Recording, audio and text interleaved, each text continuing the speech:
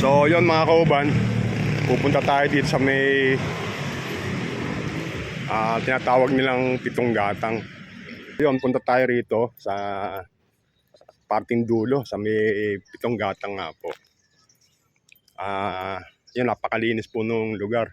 Sakop pa rin to ng Barangay Wawa. Tapos wala pa akong nakakita mga masyadong tao. Dati busy itong mga lugar na rin to, napakaraming tao. Yan. So yun mga kauban, andito na tayo sa may kanto ng Pitong Gatang. Ang tawagin po nila Pitong Gatang, pero sa ngayon po tinatawag nila itong Kabisig Street. Pasok po tayo sa loob. So yun yung karsada rito mga kauban, maganda na po yung karsada. Dati po ito mababa ito, nagawa na po pala yung karsada rito. Tapos may kanal sa gilid, wala po masyadong tao. Punta tayo sa may parting dulo.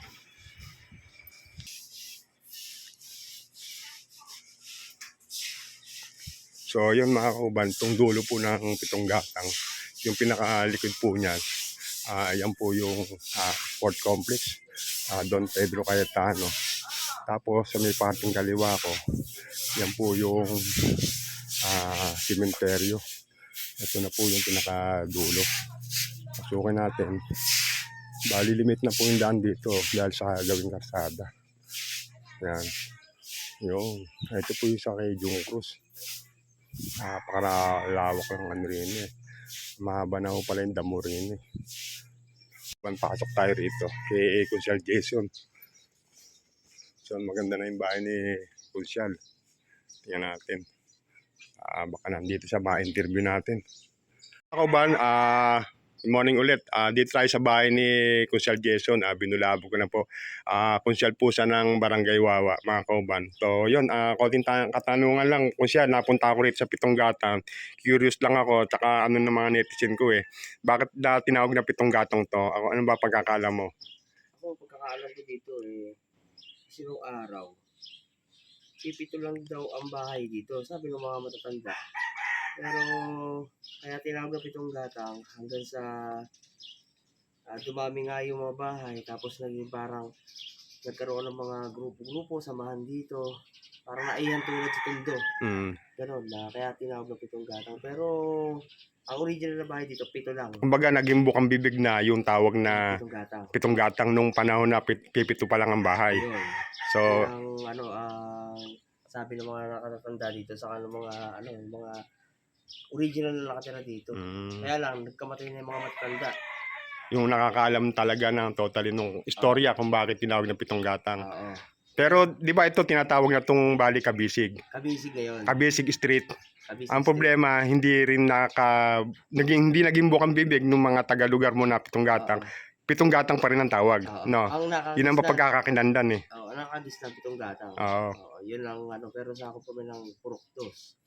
Pero mayroon pa akong isang kapitbahay, ang talagang original na unang-unang bahay na nakatayo dito.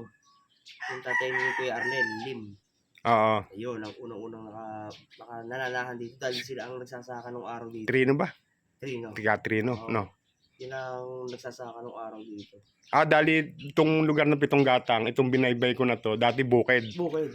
Bukod sa bukid, yun nga may nakapitong bahay lang. Ayun. Bayan sa Rapol to, makikita mo Rapol to. Ito bukid to, yung kalakadyo mo yan. Tapos yan, tanaw mo yung dulo sa kakanto ng Pitong Gatang. Ayun, dahil sa maluwag, wala pang ganong bahay, no? Ganun. Yun ang istorya. Tapos, unti-unti na lang dumami. So, ngayon, dati pag pumapasok ako rito, Kunsyal, napakaraming tao. Ngayon, wala akong napansin, Walang mga busy. May mga busy na, no?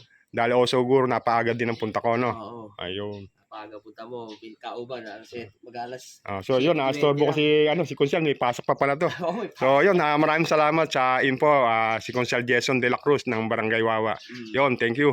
Yun, mga kauban, labas na po tayo ng pinakadulo rito ng Pitong Gatang. Nakausap natin si Kunsyal Jason.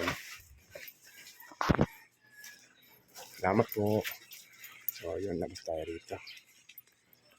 Kauban, pag labas nyo ng Pitong Gatang, pag kumanang ka po dyan, diretso nyo po dyan, sementeryo, tapos may kanto po ron, papuntang Iglesia ni Cristo.